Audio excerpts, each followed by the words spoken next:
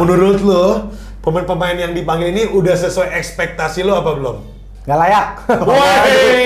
Lo pengen ya, di pemanggilan timnas kali ini untuk berangkat ke Arab dan Jordan itu pemain-pemain yang dilihat dari performanya. Benar. Itu mayoritas yang dari seri 1 sama seri 2 kemarin. Iya. Mantan pemain juga, gue paham juga. Kalau kita dari awalnya istilahnya seleksinya udah fair atau apa, pasti di belakangnya lagi tuh liganya akan makin seru, akan makin kompetitif karena semua akan tahu pemilihan ya pasti kan sebagai pemain mau targetnya gue mau kepilih timnas. Tujuannya udah ketahuan. Tujuannya pasti ke sana lalu selain juara bohong kalau nggak ada yang mau main timnas. Yeah. Oke. Jadi gue simpulin ya di episode kali ini siapapun yang terpilih ya kita pasti baik lagi ya Nyo, kita akan support 100%. Ya kalau support kita pasti support. Nggak mungkin lah negara kita sendiri kita nggak support apapun ya. Keputusannya nanti di akhir kita support. Semoga bisa maksimalin 2 game di sana dan paling penting juga nggak ada yang cedera Nyo. Ya nggak? Gue sangat-sangat sedih banget kalau ada yang cedera. Gue nggak mau sampai ada yang cedera.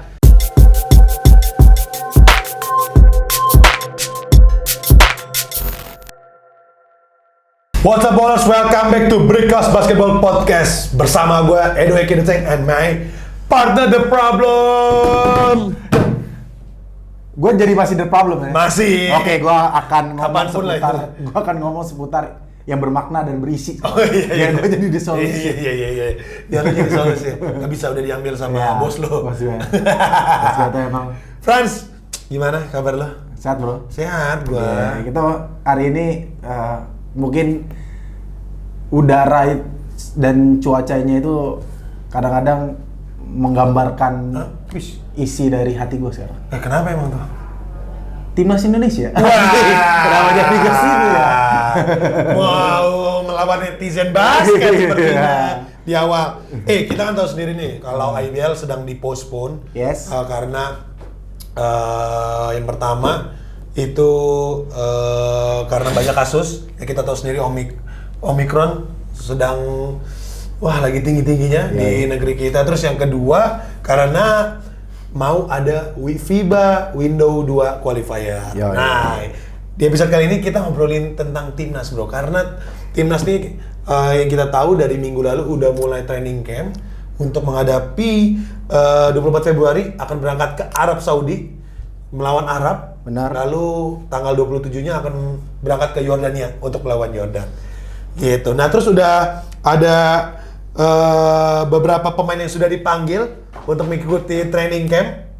Gue langsung sebutin aja ya sambil merimain teman-teman juga. Benar. Yaitu ada Abram Damar Graita, ada Agassi Gontara, ada Aldi Izatur, Ali Bagir, Andakara Prastawa, Arki Dikania Wisnu, Brandon Jawato, David Nuban, lalu ada Hardianus Lakudu, Ikram Fadil, Indra Muhammad, Juan Loren, Kevin Yonas, Kelvin Sanjaya, Lester Proper, Muhammad Arigi, Sandi Ibrahim, Putu Pande, Vincent Kosasi, Widianta Teja, dan Yuda Saputra. Wah, banyak nih pemain-pemain idola-idola para fans-fans basket. Oke, kita langsung obrolin aja Franz. Menurut lo dengan Window 2 ini kan ya ini salah satu syarat kita juga kita bisa lolos untuk ke FIBA World Cup 2023 dan kita sebagai tuan rumah juga. Karena ada 2 syarat juga. Ada 2 syarat. Nah, ini chance yang harus dimaksimalin menurut gua untuk timnas basket Indonesia karena ada 2 cara untuk kita bisa lolos ke FIBA World Cup. Benar. Yaitu dari FIBA Asia dan juga dari FIBA Windows Qualifier ini. Iya, benar. Nah, sebelum kita prediksi untuk game nanti, kita serunya sih ngobrolin dulu nih pemain-pemain yang dipanggil. Benar. Nah, menurut lo pemain-pemain yang dipanggil ini udah sesuai ekspektasi lo apa belum? Nggak layak. Langsung kata seru 3 biji. Melawan netizen basket. Nggak, gue gini. Instagramnya Franciscus _Ginting. Ginting ya, serang di situ ya untuk teman-teman ya. Jadi kenapa gue bilang bukan nggak layak sih, lebih arti lembutnya itu harus ada beberapa pemain yang sebenarnya belum pantas atau belum bisa lah ada di sana karena ada beberapa pemain yang Indonesia yang main di seri 1 dan sebagian dari seri 2 kemarin tuh harusnya yang layak bermain gitu. Dan gue juga kemarin beberapa kali lihat dari pemberitaan di basket Indonesia dan podcast teman-teman kita juga yang lain bahwa ada salah satu pelatih yang viral, yang sahabat lu dia ngomong di salah satu podcast dan diceritain itu. Dan gue juga agak terkejut juga gitu. Dan menurut gue tanpa mereka sekelas pelatih nasional bilang kayak gitu, gue sebenarnya juga udah ngelihat bahwa ketika dirilis nama pemain-pemainnya siapa, gue lihat gue jelas beberapa pemain yang gue kurang setuju dan ada beberapa pemain yang gue harusnya nih pemain harus main gitu. Gitu sih. Oke. Nah, jadi kalau gue sedikit ngeringkas dari omongan lo ya. Jadi lo pengen ya di pemanggilan timnas kali ini yang untuk berangkat ke Arab dan Yordan itu pemain-pemain yang dilihat dari performanya. Benar. Itu mayoritas yang dari seri 1 sama seri 2 kemarin. Ya, karena terlihatnya itu baru sejauh ini kan dari sana gitu. Bahwa pemain-pemain yang sekarang dipanggil itu kan dalam tanda kutip artinya yang sudah lama sebelumnya ngikut sama Coach Toro dan sebagian juga dari Indonesian Warriors kan, basketball yang main di season sebelumnya. Nah, gue juga Patriots. Ya, Indonesian Patriots dari sebelumnya. Dan itu menurut gue ada yang agak sedikit harus diperbincangkan gitu, bahwa kalau terdengar bahwa Kustoro bilang saya lebih memakai pemain-pemain yang udah ngikutin cara saya bermain, kan itu konyol gitu loh, ya kan? Karena pemain-pemain sejago apapun itu bukan masalah ikut lama dan enggaknya. Kita yakin lah kalau pemain yang jago-jago kalau datang seminggu aja pasti udah bisa adaptasi gitu. Dan itu menurut gua alasannya yang konyol gitu. Ya jadi mungkin ada beberapa yang belum tahu juga. Salah satu pemanggilan dari Coach Toro ini selain memang melihat dari performa juga pastinya, pasti ada lah dari performa seri 1, seri 2 juga. Dan ada penggabungan juga dari Indonesia Patriot itu. Benar. Bahwa Coach Toro beranggapan yang pertama regenerasi. Ya ini bukan Coach Toro aja, mungkin menurut gue dari PP Perbasi juga. Terus yang kedua itu adalah Coach Toro dan coaching staff-nya mau pemain-pemainnya yang sudah klop dengan sistem bermainnya Coach Toro. Benar. Ini berapa total yang dipanggil? Berapa ya? Hitung sendiri ya. Jadi 6, 7, 8, 9, 10, 11, 12, 13, 14, 15, 16, 17, 18, 19, 20, 21. Yang dibawa kan dari 21 pemain kan yang dibawa cuma 12 kan. Terus yang kita tahu juga sebenarnya 20 ya Arki, karena kita tahu kayaknya sih kalau ngeliat dari Instagramnya dia belum bisa gabung karena terkena protokol.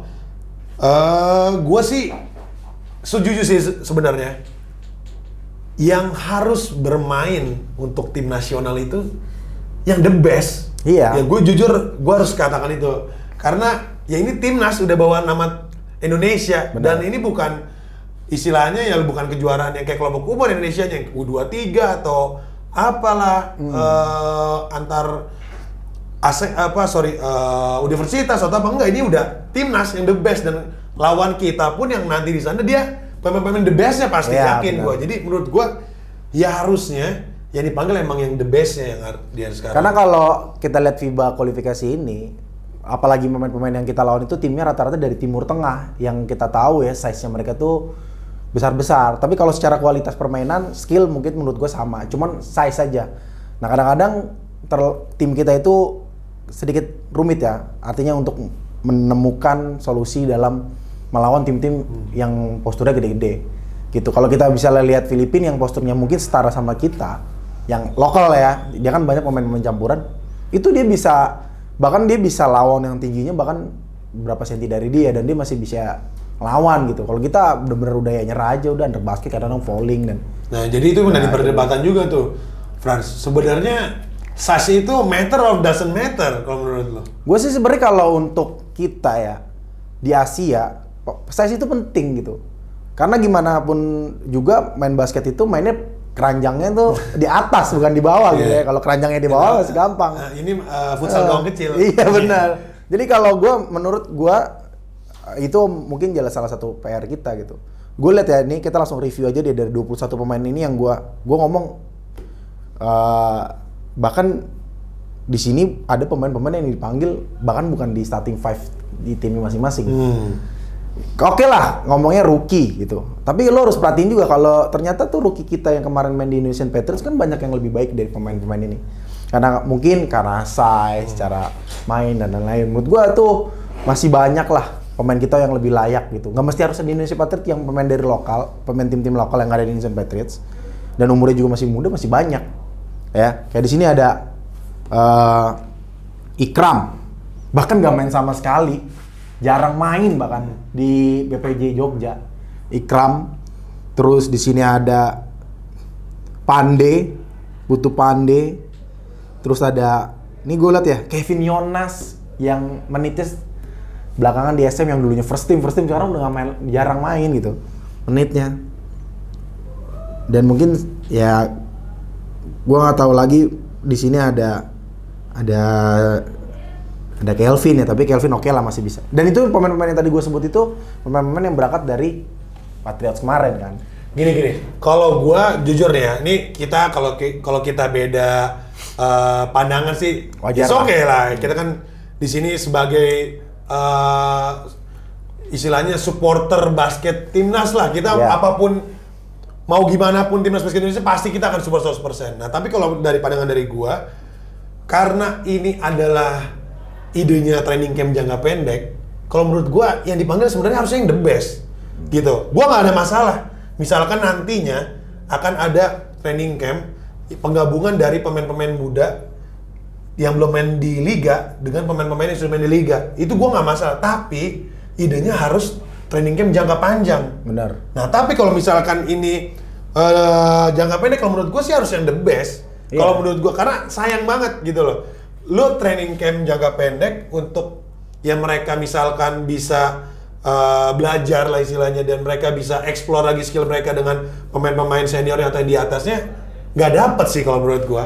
Menurut gua ya, walaupun ya orang bilang, mungkin pasti banyak yang bilang ya kan latihan sedikit aja pastilah dapet ilmu. Cuman menurut gua sayang, better ya lo panggilin pemain-pemain yang the bestnya sekarang, yang mau di liga kayak mau yang enggak, yaudah lo seleksi di sana. Siapapun kepilih berangkat udah, ya nggak? Kalau lu setuju nggak? Kalau ya benar juga. Cuman kalau ini mungkin kalau gue lihat dari perspektif lain, kayak kepasrahan manajemen timnas Indonesia untuk menghadapi sisa babak kualifikasi. Jadi gue coba aja gitu. Nah kalau menurut gue kalau udah kesannya seperti itu, lebih baik mendingan rombak aja semua. Menurut gue kayak, ini sorry ya, Arki udah selesai gitu loh menurut gue ya kan. Terus di sini ada Hardianus, udah ada Pras misalnya kalau main, pilih aja salah satu mereka. Mendingan kalau gue milih Pras sama Hardianus sama Yuda, gue milih Yuda aja lah jangka panjang kan mikirnya gitu. Nah menurut gue itu sebagai kekecewaan, sebagai kepasrahan manajemen untuk memilih tim apa pemain mana yang lebih bagus untuk main gitu. Kalau gue seperti itu. Bahkan kita punya Marcus Bolden aja sampai detik ini dia belum dia masih belum main buat kita. Basketball itu kok nggak salah masih main di liga luar ya?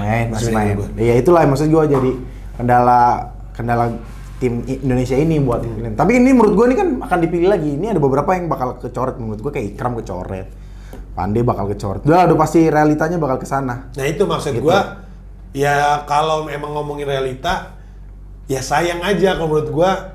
Kenapa dia nggak coba aja pemain sekalian aja Saverius suruh main lagi? Ya, training camp jangka pendek ini ya lu dimaksimalin aja, siapapun yang the best itu yang berangkat. Karena menurut gua, sorry ya, karena gua mantan pemain juga, gua paham juga.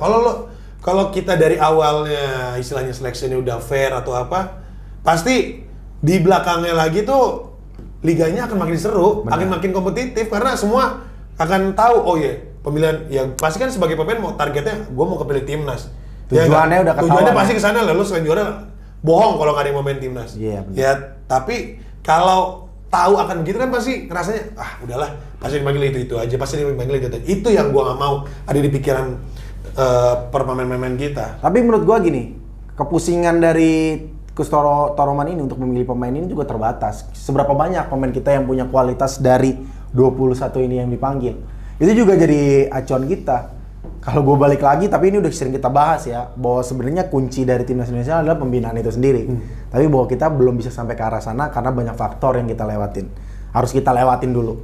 Nah, balik lagi nih ke roster pemain ini. Ini kan dari 21 kan ternyata ada Caleb dipanggil kan. Yes. Di terakhir-terakhir. Itu setelah rame juga di media itu tentang kok pemain yang dipanggil gini nih bakal ada yang layak. Menurut gue kayak Caleb Ramo, Tregi, ya kan, yang sangat layak main di tim nasional gitu kan. Apalagi bisa megang bawa bola gitu, dan banyak point guard yang dibawa. Menurut gue ini kayak Pras, Yuda sama Hardianus otomatis yang gue pilih pasti Yuda. Kenapa? Dari peak permainannya dia di saat seri 1 dan sebagian dari seri 2, Yuda tuh ada di daftar list top skor Indonesia daripada Prastawa. Dan lo harus akuin itu kalau lo mau pilih dari dasar seperti itu gitu. Nggak mungkin kita bawa tiga-tiganya di dalam suatu tim, ini kecil semua gitu. Nggak bisa kita akalin di sana.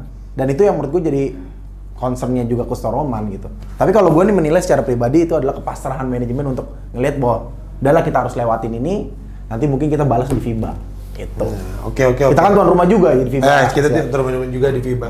Nah, kalau kita ngebahas ini sih sebenarnya apapun itu keputusan dari manajemen dan coaching staff, ya kita pasti support ya apapun yang dilakuin. Cuman balik lagi dimaksimalkan lah siapapun nanti pemain yang terpilih. Ya nggak? Benar. Kalau lu sendiri nih dari berarti tetap 21 pemain ya, karena Arki masih karantina, terus diganti bukan sebenarnya nggak diganti sih, pemain panggilan baru. Caleb, kalau menurut lu siapa aja rosternya dalam 12 pemain? Gue 12 udah pasti gue ngambil bignya semua lah, udah pasti lah, itu nggak mungkin hilang lah. Pasti Lester udah pasti, Vincent udah pasti, terus di sini Lester sama Brandon kita nggak hitung deh karena udah pasti dong. Brandon udah pasti di sana. Terus menurut gue kayak Juan, Sandi, karena saya sih udah besar-besar semua. Itu pasti dibawa kemungkinan besar. Dan 2 game kita di sana itu melawan Asia Timur yang emang size-nya tuh gede banget, kecil. Terus ada menurut gue nih yang rookie yang bakal main pasti Aldi main, Bagir main.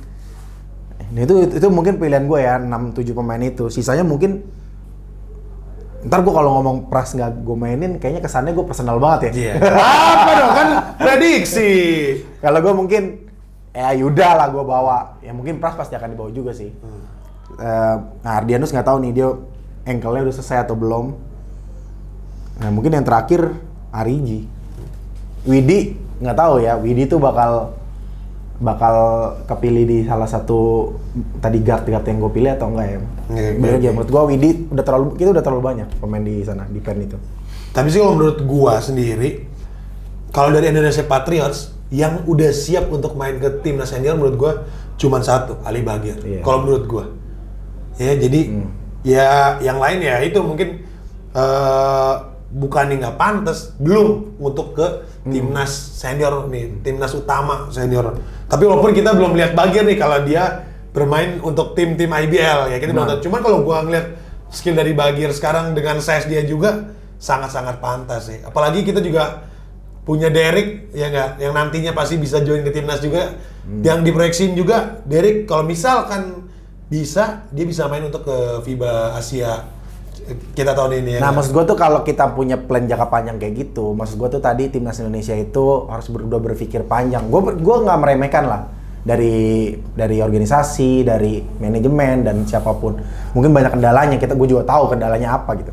Tapi ya harus dipikirkan kalau lo mau ini nanti terulang lagi. Ini kan kejadian mungkin di tahun ini. Mungkin kita nanti kalau udah jadi bapak udah apa, kita pasti Indonesia punya kesempatan lagi kan di posisi itu.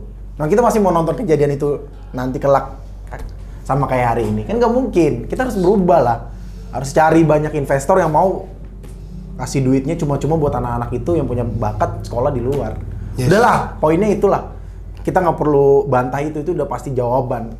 Kalau kita main di liga kita belum siap gitu. Karena industrinya juga belum siap. Kalau udah dibawa keluar tujuan buat tim nasional, pasti bisa lah. Oke. Jadi gue simpulin ya di episode kali ini siapapun yang terpilih ya kita pasti baik lagi ya Nyo, kita akan support 100%. Ya kalau support kita pasti support. Gak mungkin lah negara kita sendiri kita nggak support apapun ya. Keputusannya nanti di akhir kita support. Semoga bisa maksimalin 2 game di sana dan paling penting juga nggak ada yang cedera Nyo. Ya nggak? Gue sangat sedih banget kalau ada yang cedera. Gue nggak mau sampai ada yang cedera. Karena balik lagi nanti kita nggak tahu nih kan IBL belum ada keputusan untuk mulainya kapan lagi. Dengar sih akan ada IBL bubble lagi. Yeah. Tapi gue setuju kalau dengan kondisi sekarang. Ya, kalau emang nantinya akan IBL bubble karena ya itu meminimalisir lah untuk terjadinya protokol-protokol yang kita tidak inginkan kepada pemain. Soalnya Gitu. anak basket ini disiplin ya. Gak apa-apa, pergi-pergi dikit mah gak apa-apa. Iya. Cuman suka ada yang ketiduran. Iya. 3 baru nyampe. 3 sore. Tiga sore. Oke, Nyo, thank you. Oke, thank you Nyo. Sip, thank you. Sekali lagi, good luck buat timnas Indonesia. Maksimalin di sana, semoga dapat hasil yang terbaik dan apapun Yes. hasilnya nanti, semoga itu yang terbaik dan menjadi pembelajaran yang baik untuk Indonesia di event-event atau game-game berikutnya. Oke, thank you sekali lagi buat kalian yang udah nonton. Jangan lupa saksikan kita terus di Brikos Media. Terus jangan lupa Instagram kita terus ikutin di @brikosmedia.id. Oke, bowlers, see you next episode. Let's go Indonesia!